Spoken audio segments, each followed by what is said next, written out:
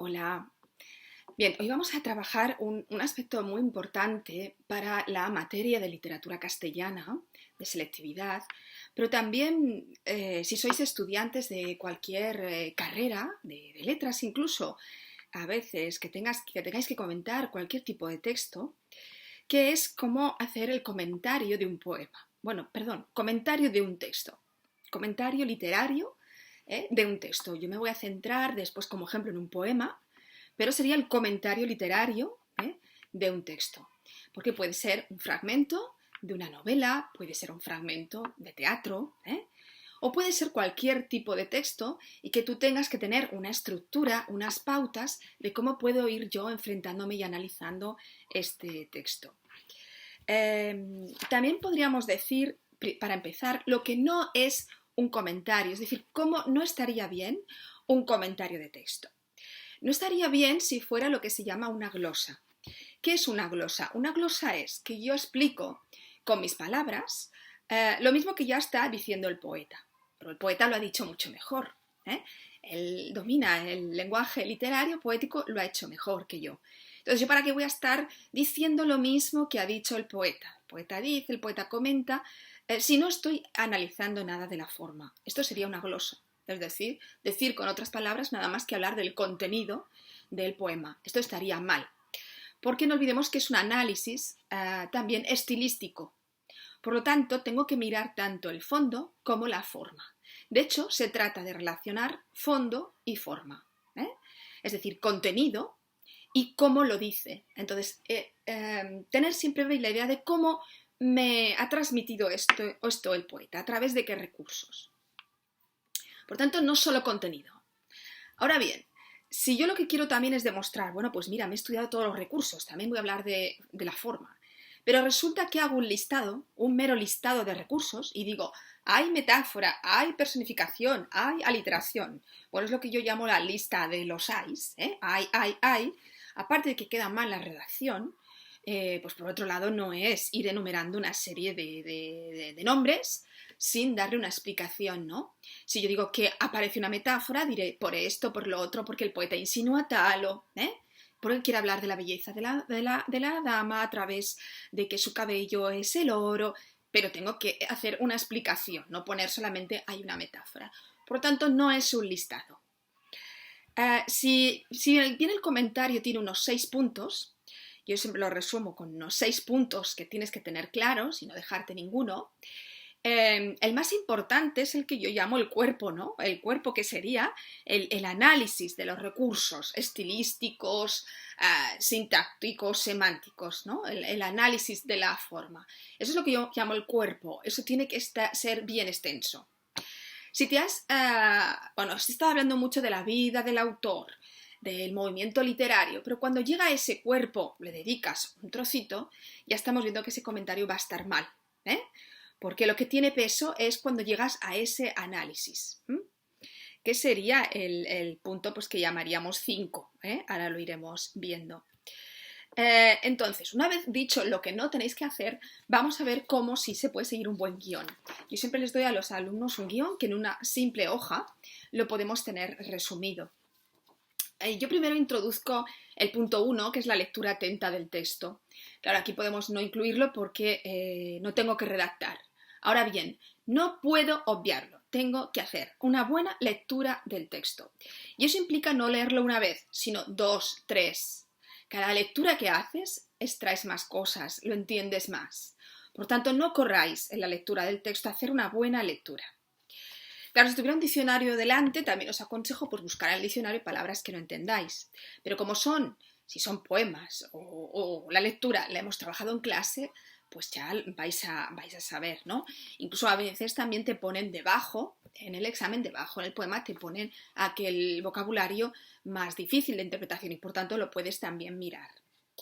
Esto me permite ya ver si entiendo el poema, que esa lectura es una lectura comprensiva, ya lo entiendo. Si ya lo entiendo, paso ahora al punto que así podemos llamar 1, que es la localización. Localización es ubicar ese poema o ese fragmento en una obra, en un movimiento, en una época, en un autor.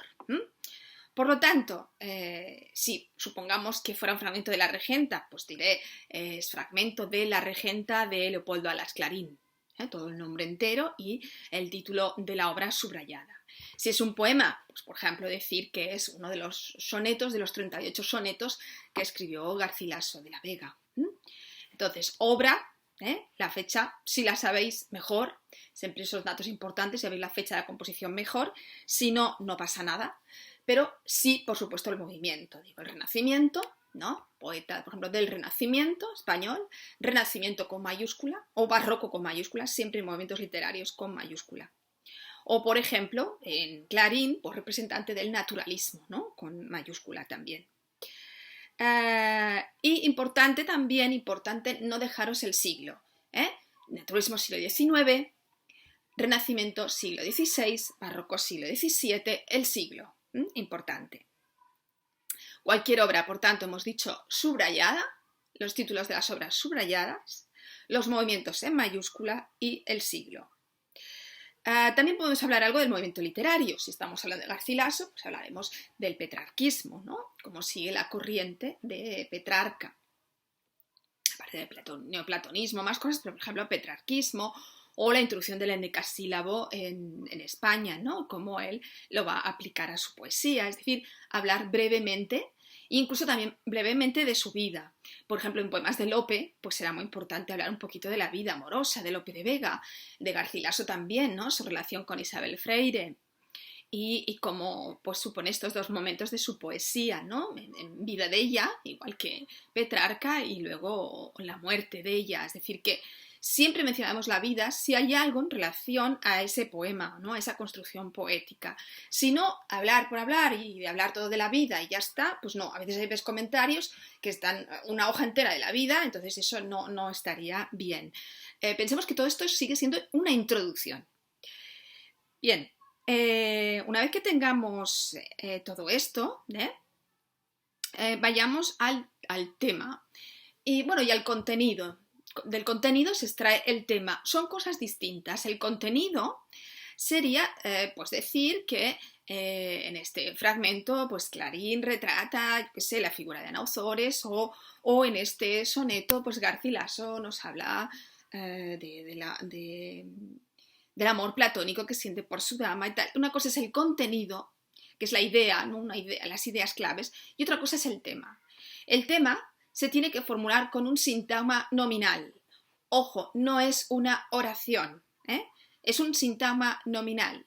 Esto quiere decir que no tiene un verbo principal. Puede tener un verbo dentro de como si fuera una oración subordinada, es decir, el deseo de libertad que tiene el poeta.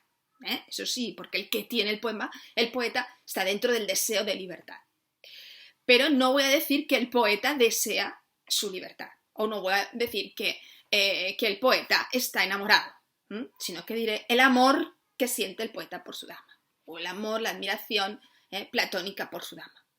Es decir, que tengo que expresarlo como un sintagma nominal. Para eso lo que hago es buscar un sustantivo, que yo llamo el sustantivo clave, que sería, pues, que aquí que expresa libertad, amor, deseo, los efectos del amor, busco cuál sería ese sustantivo clave y ya hago derivar todo, ¿no? A ese sustantivo, todo parte, ese sintagma nominal del sustantivo. Pero atención, que sea sintagma nominal, no oración, sino sintagma nominal breve. El contenido en un examen de selectividad, si tú resumes, por ejemplo, el argumento, si es de una obra, te pueden dar 0,5 puntos. Por lo tanto, aconsejable hacerlo. Si hablo del Quijote, pues un poquito resumen del Quijote, de toda la obra, poco, breve. Si es La vida sueño, resumen de la obra. No lo puedo hacer en un poema, pero sí en las obras que hemos leído, resumir brevemente el contenido, el argumento general de toda la obra. Esto puede dar como de propina 0,5 puntos. Por lo tanto, tenemos contenido o argumento, si es novela o teatro, y luego tema. Tema es muy importante. Bien, una vez que tenemos ya el tema, vamos a ir a la estructura externa. La estructura externa en un poema es el análisis métrico. Pero claro, ¿qué es en una novela, en un teatro? Bueno, pues en el teatro, que es el género dramático, pues tenemos 3 jornadas, por ejemplo, división en 3 jornadas, y las jornadas a su vez en actos y en escenas. Por tanto, claro que puedo hablar de una estructura externa. Y decir, pues que yo qué sé, el monólogo de Segismundo está en la escena tal de la jornada primera, o jornada primera, no recuerdo la escena, pero la jornada tal. Si es un capítulo de La Regenta, pues tiene 30 capítulos, corresponde a uno de los 30 capítulos. Y si es El Quijote, pues tiene 2 partes, ¿no? Y hablo pues de si es de la primera o la segunda parte. Por tanto, claro que hay aquí una estructura externa. Ahora bien, en el poema esta parte pues tiene más dimensión. ¿Por qué? Porque tengo que hacer el cómputo silábico, o sea, contar las sílabas y decir pues que son endecasílabos o son endecasílabos combinados con heptasílabos, por tanto los tengo que contar. Tengo que decir la rima si es asonante o consonante, y tengo que hablar luego si es de un tipo determinado de estrofa o de composición. Por ejemplo, el soneto, que tendrá 2 cuartetos y 2 tercetos, y la composición poética, que será un soneto. Por lo tanto, tengo que hablar de si las estrofas, ¿no? Los tipos de estrofas, la composición, si es una oda, es una canción, es un soneto, y sobre todo pues el cómputo silábico, y hacer lo que se llama el esquema de rima, que sería pues A, B, B, A, B, B, A, C, B, C, tal como rima. Si es un monólogo de Segismundo, a lo mejor está hecho en décimas, pues son décimas, pues tengo que hacer toda la rima.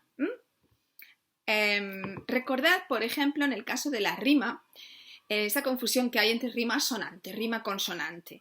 Consonante es que se tiene que repetir a partir de la fuerza de la sílaba tónica, tanto las consonantes como las vocales. Si yo digo, escrito está en mi alma vuestro gesto, ¿no? Y dice, y cuanto yo escribir de vos deseo, vos sola lo escribisteis, yo lo leo, tan solo que aun de vos me guardo en esto, pues vemos que gesto, esto, sería A, y en cambio deseo, leo, no, B. Aquí fijaos como esto, ¿no? Gesto, esto, o por ejemplo, puesto, presupuesto, ¿veis? Pues esto, presupuesto. Bueno, está repitiendo vocales y consonantes. Entonces esta es una rima consonante. Ahora bien, existe la rima sonante, es la que se utiliza, por ejemplo, en los romances, en la cual solamente riman a partir de la sílaba que es la tónica, no la que lleve tilde, sino la tónica. Solo vamos a repetir vocales. Por ejemplo, cielo rima con beso. Cielo, beso, solo rima la E y la O. Pero eso en este tipo de poemas, por ejemplo, lo vamos a ver, sobre todo en los romances. En los romances, lo demás va a ser rima consonante. Entonces es importante decir si es consonante o asonante. Luego además si vemos un tipo de rima, por ejemplo, los sonetos, A, B, B, A, B, B, A, es rima abrazada. Pues los dos cuartetos tienen rima abrazada. Pues también está bien decirlo. Bien, después pasamos a la estructura interna. ¿Qué es la estructura interna? Son las partes que yo veo en ese fragmento o en ese poema. Claro, es muy posible en un poema que yo esté viendo 2 partes, por ejemplo, los 2 primeros cuartetos es una parte, los 2 tercetos es otra parte, ¿no? ¿Por qué hago esta división? Porque, por ejemplo, la primera pues se centra a lo mejor más en la belleza de la dama, por ejemplo, la de escrito Puela, y en cambio en la segunda está el tema del carpe diem, es decir, que está cambiando un poco, ¿no?, de motivo, ¿no? No dentro del tema clave, pero cambia de motivo, es hablar de otra cosa. También a veces lo indica los recursos, ¿no?, que haya, por ejemplo, en la primera parte anáfora, en la segunda presencia del yo poético, otras pautas, ¿no?, que nos van dando.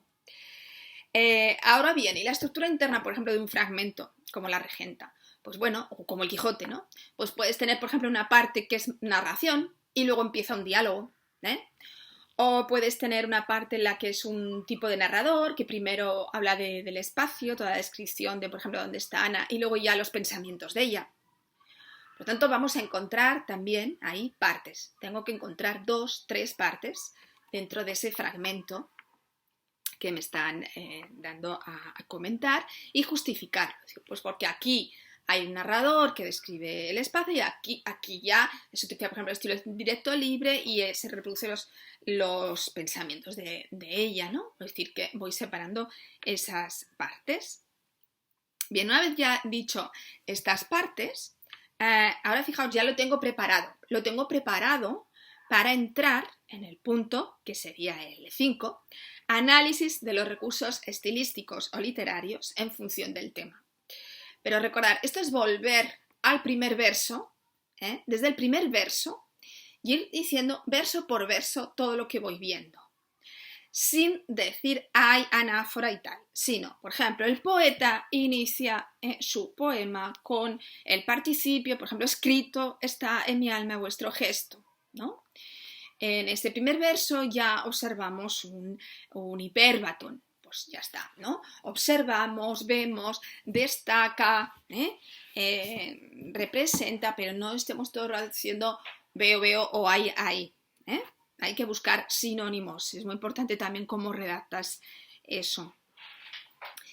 Cuantos más recursos, mejor. Si os vais os centrando en cada verso, es que en cada verso hay cosas y ahí está la riqueza, ¿no? Cuando acabamos un comentario, después hacemos otra tercera lectura, lo vemos de otra manera. Lo estamos entendiendo, se nos ha hecho la luz. Y se nos ha hecho la luz con este análisis que hemos hecho. Para esto sirve.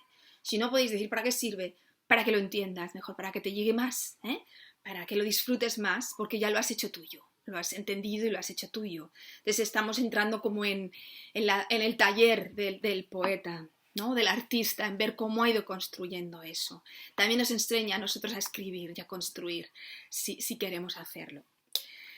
Bien, entonces ya tengo todas esas partes comentadas, pero siempre en función del tema, siempre en función de veo esta metáfora que es tal, no digáis veo no me gusta.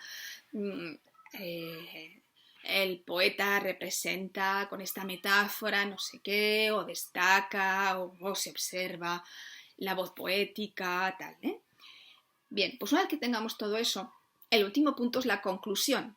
Es lo que yo lo llamo el broche de oro. Porque no podemos cerrar un comentario si no hacemos una conclusión. Si no te ha dado tiempo, para y acaba y haz una conclusión. Porque eso sería como un pastel sin los adornos, ¿no? Sin la guinda. Necesito cerrar, hacer ese broche de oro. Y en esa conclusión, ¿qué hago? Pues una síntesis de los elementos principales que hemos ido analizando. Volviendo a repetir, pero de una manera ya sintética. Por ejemplo, decimos pues, que este poema es plenamente renacentista porque se observa la devoción por la dama, la exaltación de la belleza ¿no? en el mundo, también la idea neoplatónica de que, por ejemplo, tiene impresa en su alma su gesto, su rostro, o porque es el tema del carpe diem, es decir, que hago una especie de síntesis, de valoración general de lo que hemos ido observando, ¿no? Y decir que es plenamente renacentista o naturalista o lo que estemos trabajando. Entonces siempre cerrar con ese elemento que es la conclusión, la síntesis, ¿de acuerdo? Por lo tanto, seguir un orden, es muy importante seguir un orden, que se vea que tú has tenido este orden, ¿veis? Repito, lectura atenta, localización, tema, análisis métrico o estructura externa, como queráis llamar, estructura interna, análisis de los recursos literarios y de toda la forma y conclusión. Si lo haces esto, pensar que yo he tenido a alumnos de literatura que han hecho otras materias, porque han hecho historia y alguno me ha dicho me sirvieron muchísimos tus comentarios de texto literarios y eran de poemas, pero luego los he aplicado en la universidad a otros trabajos, a otras maneras de enfrentarme a un texto porque he sabido pues seguir un orden, ¿no? Y eso es muy importante. Todo no es el contenido. Pensar que a la hora de la puntuación hay una parte de puntuación que está dedicada a la coherencia, a la cohesión, a la expresión, a la redacción. Por lo tanto, que tú sepas decir mucho, tienes que vigilar cómo lo dices y sobre todo no hacer faltas de ortografía. Releer de nuevo eso y no hacer faltas de ortografía, que también es muy importante. Entonces, para no extenderme mucho, haré un vídeo 2, o sea que veréis que pone comentario de texto 2, donde ya lo pondremos en práctica con un soneto de Garcilaso, Entonces, ir viendo, ir recordando todas estos puntos, pero aplicados ya lo vamos a estar viendo en un soneto, y así no se hace demasiado largo. ¿De acuerdo? Espero que os haya sido de utilidad. Nos vemos.